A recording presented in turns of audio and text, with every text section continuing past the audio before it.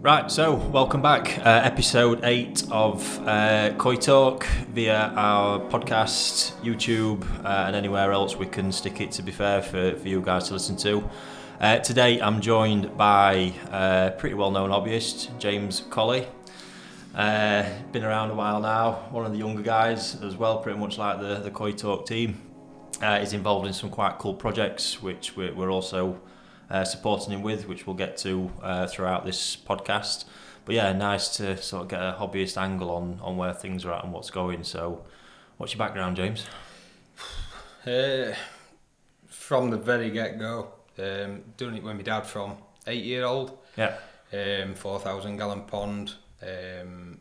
Prior to that, we had a wildlife pond. Okay. Fuchsia bumpkins and all that kind of stuff. Yeah, that's where it starts. Growing up with koi. Done the whole thing from goldfish to koi. It all filters on. Got to showing. Got to Japan. 17, 18-year-old found the nightlife, if you like. Nice. But then got back into it when I got my own house. Now sat steady where I'm able. 8,000 gallon pond. Nice. Just completed that. Yeah. Drum, double shower, bio chamber. Just progressed. So what pond number is it? Fourth. Prior to my 8,000 gallon, it was a garage pond at my old house, and that was a Denby pre-made, 1,500 gallon. But I like buying fish too much. Yeah, I know the feeling. Yeah, I can vouch for that. That's where we're at. And you happy with this one? Yeah, it's been 2-year planning. Yeah. I think I've covered, future-proofed it, if you like. And I'm happy where I'm at the minute. Yeah. So obviously you've just come off the back of a pond build. Any major disasters? This is one people always like to get into. I wouldn't say disasters. Maybe my brickies when they tried infilling with concrete cement and it kind of bowed one of the walls, so they had a bit of a toe trying to bash that out, but that were their fault. But no, happy overall. Everything seemed to go smooth. Took a little bit longer than anticipated because started it in winter. Not the brightest idea. Weather, etc. But no, we're there and I'm happy. Yeah. So you've obviously been on the journey throughout it all then, really, like you say, from Goldfish Pond to Koi Hobbyist, Koi Show. Did Koi Shows come before Japan? Yeah, they did. Yeah. Touched on Koi Shows, so to speak. And then, as soon as I was in Japan, that was it. Yeah. What was the appeal for the shows, sort of, first of all? I think I've, from a young age, always liked to be competitive. So whether you class that as football or moving through the fields, it's always been competitive at whatever I want to do. Sport, koi, I kept marine fish, always wanted the best, or stuff like that. So I think it's just a progression. And growing up now to my age, I quite enjoy the social side. Got with the lads, beer, curry, all that kind of stuff. It's just nice, isn't it? I enjoy it. I'm not sure about my wife, but I sort of get away with that one. It's work, isn't it? It's work. When buying new fish, it's stock. So I couldn't imagine. I couldn't imagine. They're all £5 anyway. Brilliant. And how obviously, I'm not sure what experience you've had in the UK shows, but how's that experience been for you so far? So this is going to lead to where we're going to get eventually. I think when I first started initially, when we first really got into it with my dad, we were probably 10, 11 when we were showing. And I think the scene then generally seemed to have a bit of a bigger buzz. People were coming from everywhere, attending show after show, weekend after weekend. No real... It was just what it was. It was a given. If there's a show, you're going. No like... I've booked my holiday, I can't attend it. It were all geared around the showing. It's hard. I mean, COVID's come at it. That's probably not helped over the last few years. But for me, I think back in the day were the time. What did it feel like being a younger person in that show circuit? Did it feel supportive, welcoming? Yeah, I mean, the Z&A, we did that a lot at Bowtry. Yeah. I mean, my dad did that quite a lot. That was the Yorkshire Society, which, again, they'll filter into where we're going. Yeah. The judging as well, that was geared from people coming in. I quite like that. Nobody knows what fish is whose and etc. So it's a clean slate, if you like. But yeah, I mean, being all over Billing Aquadrome, New York Showground. That used to be a good one, didn't it? Yeah, they were massive, weren't they? Big scale. On the scale. Really big scale, yeah. Yeah, I loved it. But obviously, being younger, all I was bothered about is the fish. At that age, 10, 12, it was just all about the fish. And then, obviously, Japan. That was all about... So when did that come in first time? Obviously, just having spoke before we sort of come on air, I didn't realise you'd been involved in when the Chuetso earthquake hit. Yeah, 2009. Yeah, but that was a scary event. Yeah, I bet. And like yourself, Fujio, we were actually there, and we went the day after. I was due to go. We were literally sat there, and then it hit, and it was just like, holy shit, I don't know what's going on here.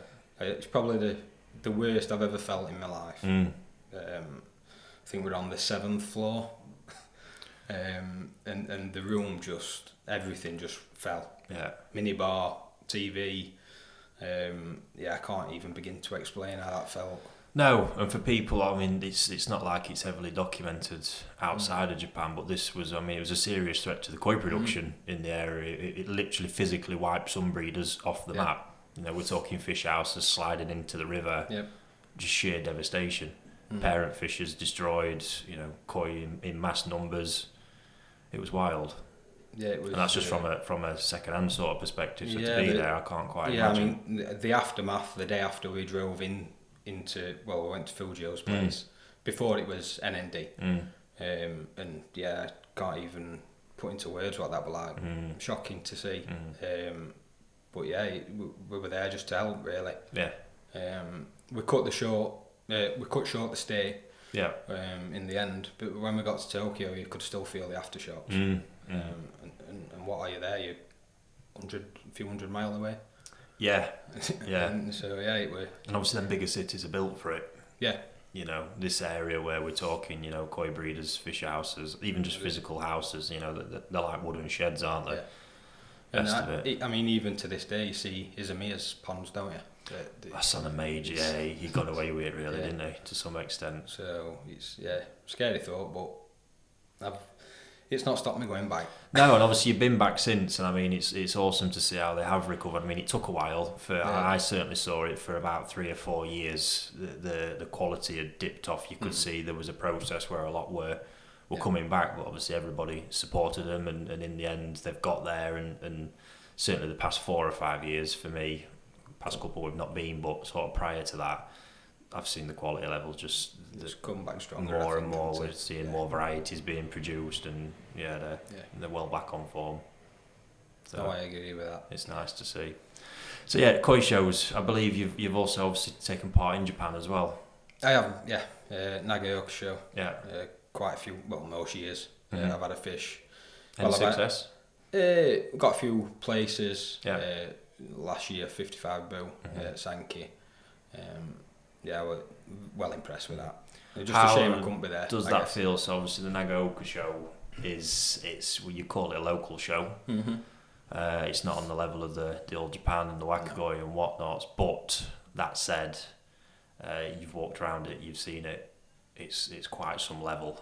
Yeah, it's. I mean, even like I said, the local show there is a big deal. Yeah.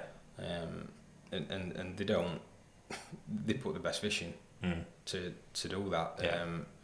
But yeah, I agree. I've been to the All Japan show, and that's just extreme, isn't it? Yeah. Again, don't even know what to say about it. No, it's just insane. No, that's for me. I mean, I've been putting a pretty big effort in for the up and coming Wakagoi at the minute, and I've got, in what my opinion, some super strong examples, but just bagged a little NND Shiro.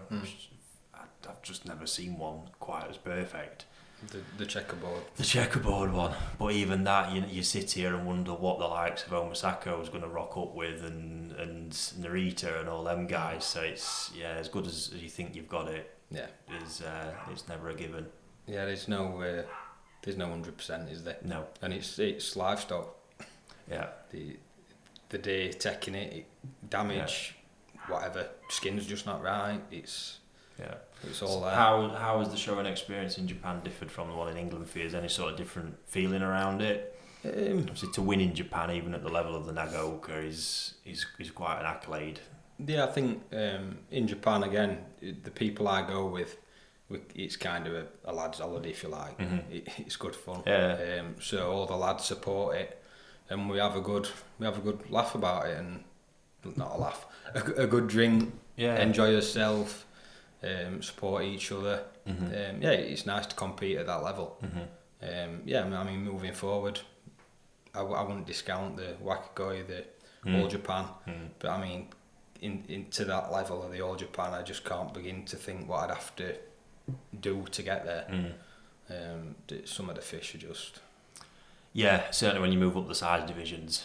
Yeah, it's wild. And really, I do like the small fish, but to compete at the 70 upwards would just be, I mean, mind-blowing, really. Yeah. I think for me, the enjoyment and the challenge of that is trying to find those fish, though. It's the part of it. I think we spoke about it already. There's a mechanism whereby, if you want to really win, you can get to one of Narita's events, pick the fish, and you just know they're going to mop up, but you pay the price.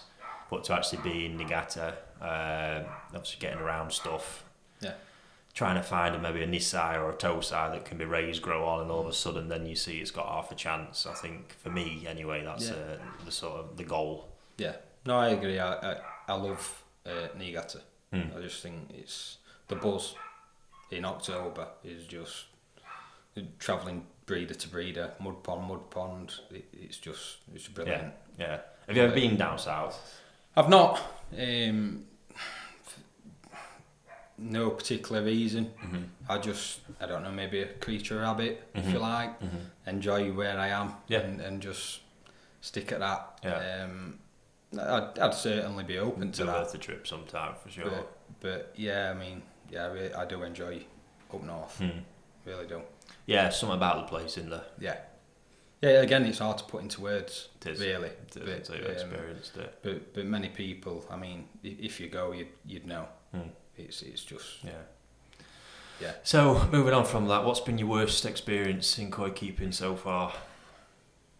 I know you've had quite a scary one lately, haven't you? Oh, yeah, possibly that comes close. Just had a 82 centimetre Sankey shipped. I mean, it could have been much worse. It snapped its tail. Yeah. Luckily, like I said to the guy that's imported it for me, Tim, I mean, it could have pierced the bag. It could have been dead on arrival. So thankfully, I've now got it in my pond and time to repair. Yeah, just a lot of these risks I think people don't generally consider. Moving fish of that size is no easy task. Getting them here alive, is relatively easy, but you don't realise the power they possess and being in such a small space. I've had that before as well. The client's fish, big chagoi once, absolutely decimated its tail in the bag. Yeah, it's hard. It's not nice to see. No. Especially, I mean, you had that fish for quite a while as well. No, that one I actually bought at 5-year-old. Oh, did you? So yeah, it was. Okay. But even still, it's all the time waiting, isn't it? It's growing on out there. Yeah. You get it, everything's looking good, and then. But I mean, the same shipment, I had a bigger Sankey shipped, absolutely perfect. Absolutely fine. Yeah. So, like you said, it's livestock. It happens, and people really need to know about it. Yeah. If I had the 8,000 gallon pond a year ago, it wouldn't have stayed again. So it'd have been a bit smaller. Yeah. Whether that had made a difference, I don't know. I think sometimes just when they get it, when it's that sort of fish in that bag, anything can happen. And handling, I guess. The couriers, airport handlers, do they really know what these fish are worth? Are they? Yeah. To be honest, that's some of that stuff's not too bad. To be honest, how the airlines do, because a lot of it's just palletised. Yeah, I guess so. And put up, but they go through a lot getting from A to B. It's a hell of a journey for them. Hell of a journey. So what we're mainly going to want to talk about today then. So you're quite a key member of the Yorkshire Section, is it? Yep. BKKS. Yeah, that's correct. Yeah, and you've a history in certainly what I've seen of what you've done, wanting to try and make a difference, drive some of the shows forward. Was you involved in the National a few years back? I did the National in 2019. Yeah. Yeah. 2019. Yeah. Which I believe you said was one of the best years the show's had in quite a while. Yeah, I believe so. It had a good buzz. I think the weather were brilliant that weekend as well, which always helps outdoor show. Yeah. But yeah, I think for the UK, the weather's so unpredictable. The indoors are just a better, bit more reliable, more common sense really for an indoor show. So would you said it was obviously a successful show? So why did you not do it again year after that? Maybe, shall we say, don't meet eye to eye. Different opinions, different ideas. Yeah. I mean, I like to kind of roll with my stuff. I find mix it up a little bit. Yeah, I find the committee, the whole committee thing, quite hard. Because there's so many opinions. Yeah. I just find it hard to get through what you wanted to get done. Yeah, it's hard. It is hard. I think maybe just one person driving it, if they've got that foresight and they're willing to do that, then why not? Yeah. Obviously, it does need other people. It isn't just about me. It's not just about one person. Yeah. But it's a collective effort. But there does need to be change. There does need to be new ideas. Modernisation. Yeah. Yeah. Just same as everything. Nothing stands still, and if it does, it fails. No, and I think that's what, unfortunately, the industry at times falls sort of victim of. Is it becoming a bit stagnant? There's not been massive amounts of change. Obviously, there's only so much you can do with a show format. Yeah. Admittedly, but obviously, I've been quite vocal about the society just of late, which separate that from the shows. Yeah. I think there's a lot to be done overall, but obviously that's how we've sort of ended up in touch, because you this year are chairman of the the Great British Koi Show, which is brought to you by the Yorkshire Section of the BKKS. Yeah, so obviously when I first heard of it through another party, and you've obviously been having some deep conversations with them about it and heard some of your ideas and what you had planned and things you were looking to change and really sort of modernise it. And it sort of got my attention for sure, which is why I reached out. That's good to know.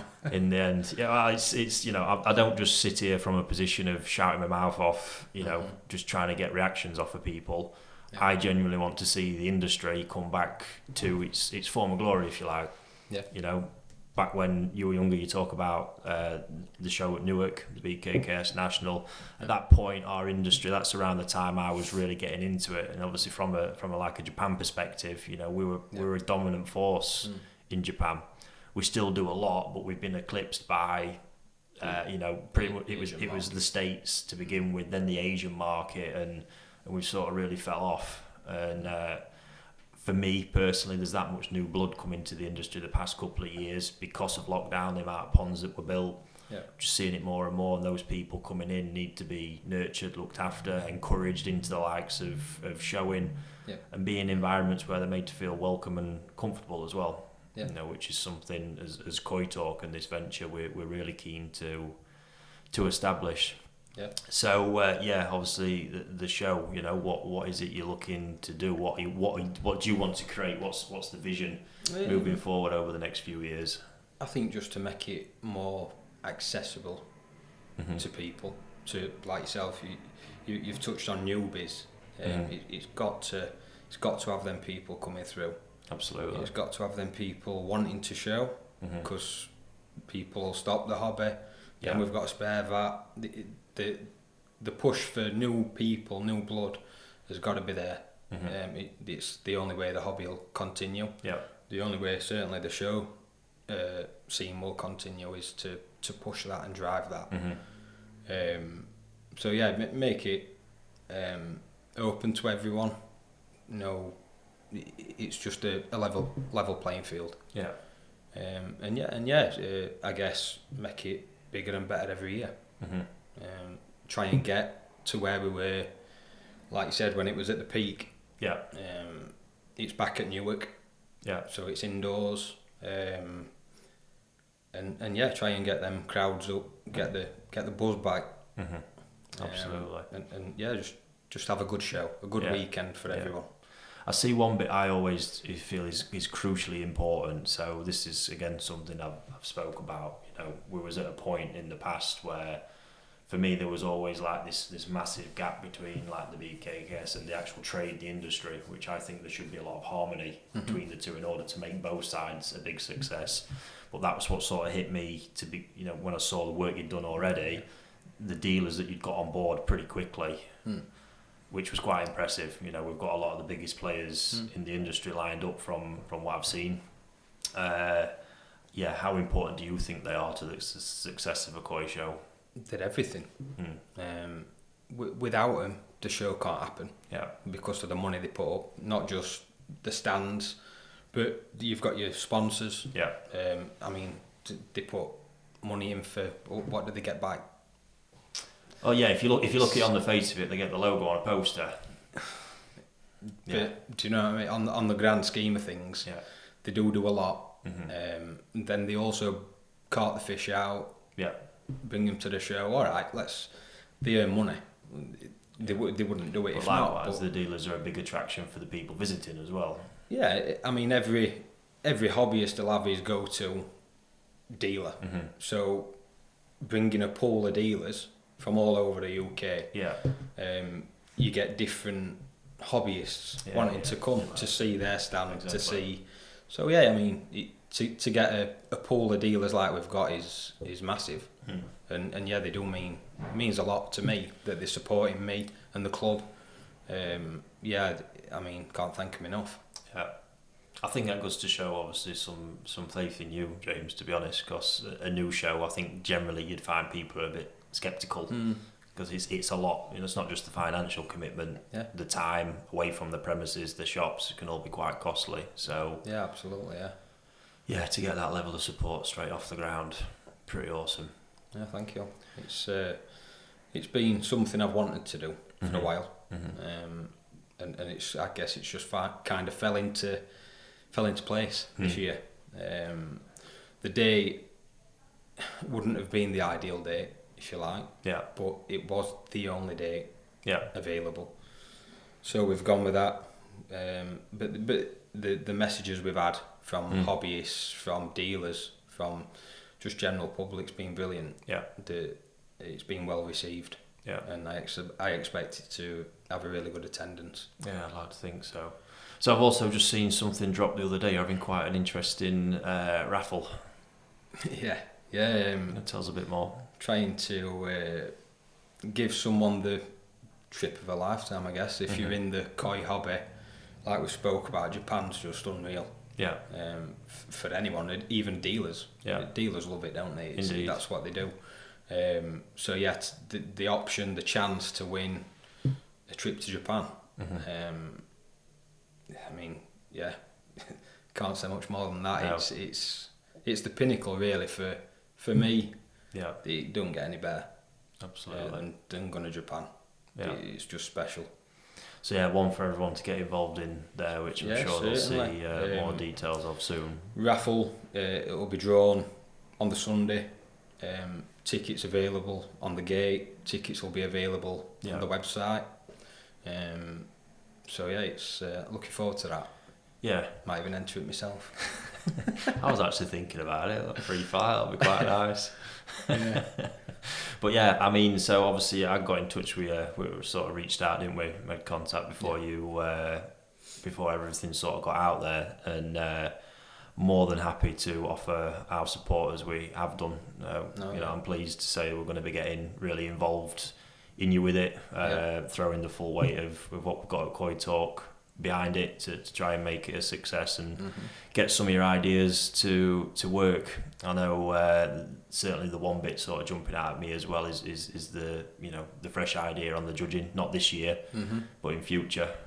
Sounds pretty awesome. If you want to enlighten everybody watching on that one a little bit more. I think going back to when we spoke about the shows when they were as big as possible, I think we've just got to open it up that much more. And bring in judges from Europe, Japan, people like yourself.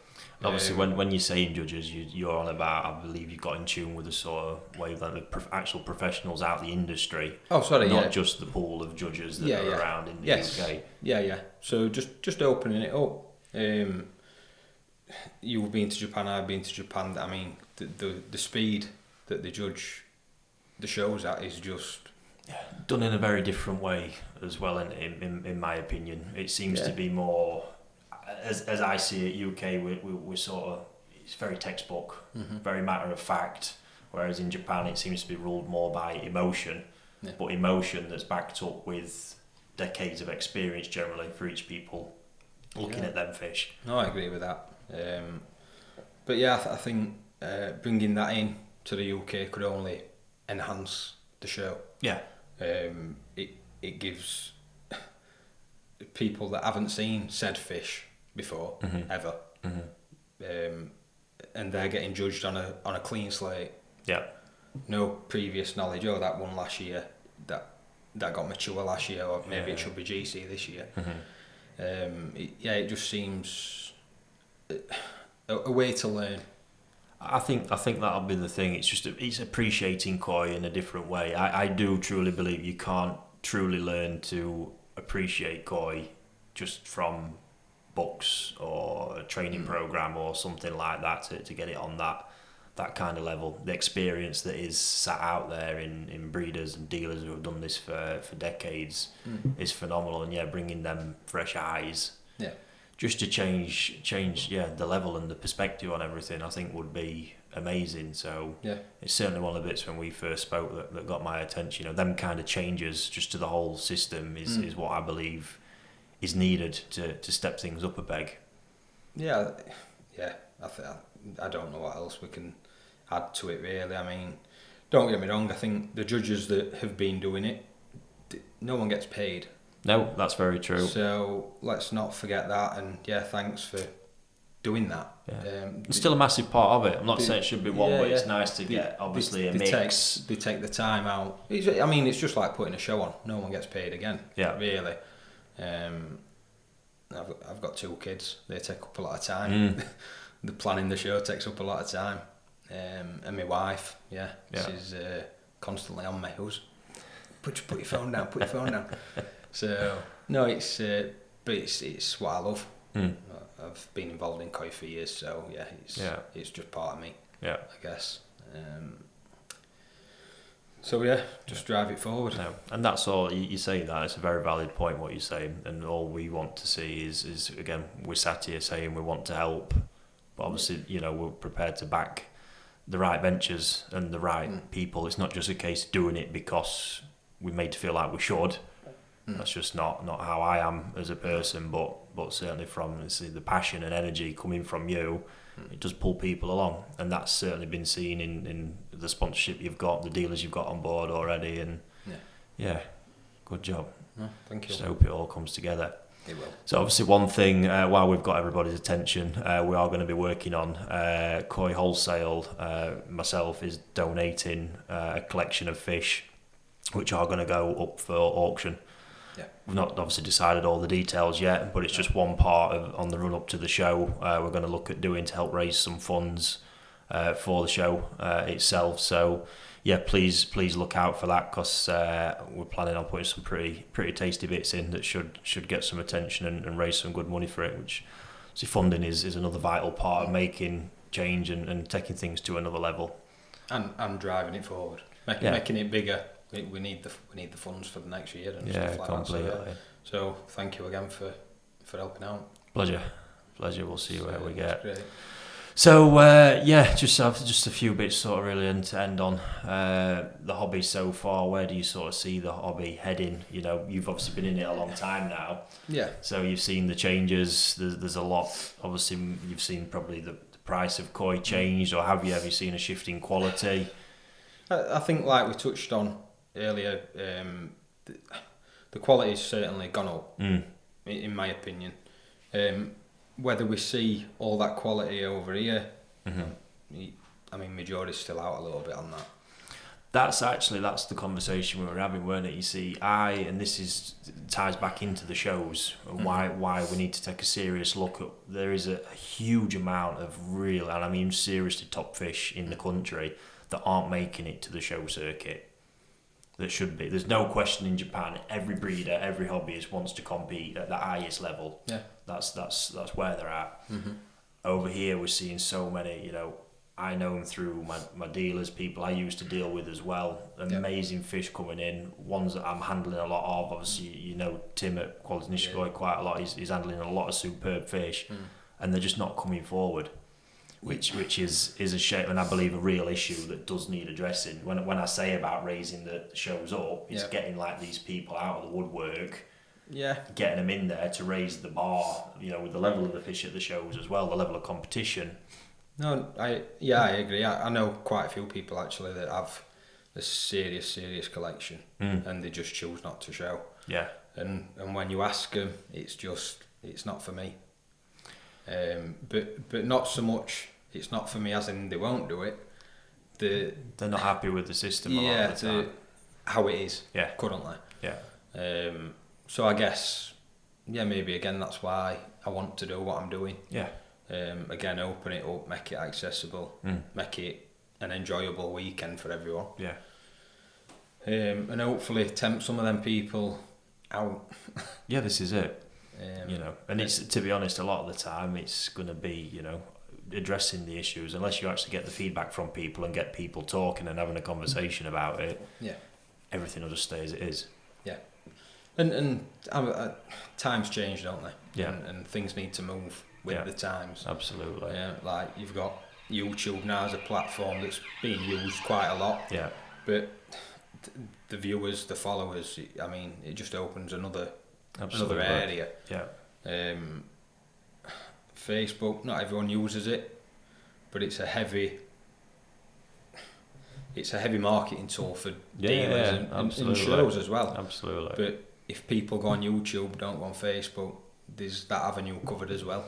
Yeah, so obviously that's what we're going to, between us, the team here, going to look to do is sort of not only make it about the show on the day, is actually creating more of an infrastructure around it that can help and support koi keepers coming in through you know, different content, just down to the basics. You know, the transportation of fish might scare the hell out of a lot of people. It's important not to forget that. Not everybody is accustomed to packing the fish and preparing them properly for a show.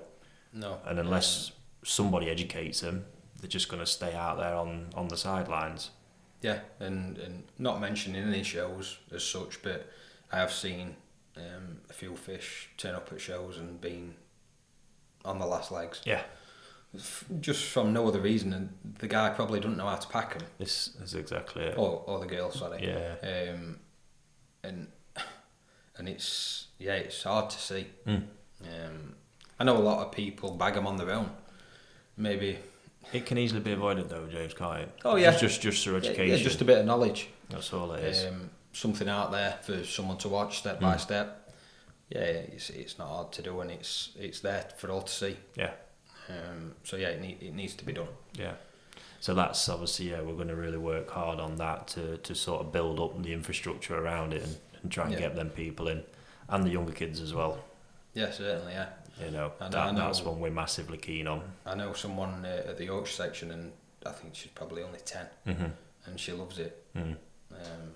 So yeah, it's great to see. It's like when we started, and there ain't many, I'd say, that are as crazy as us, but yeah, it's great.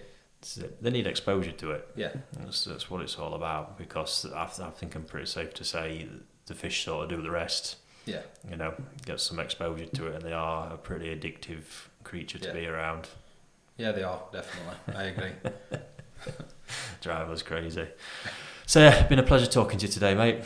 Oh, thank you for having me. I will no doubt be speaking to you again at some point as we obviously negotiate the next few months on the run up to the show. And yeah, for everybody watching, listening, look out for it, the Great British Koi Show. And yeah, it should be an absolute banger. So I think we're actually planning on pre-selling some of the tickets as well, if you're right. So yeah, people can get their entry booked up, and the raffle online soon enough as well. So pay attention to it. Auction coming up, plenty happening.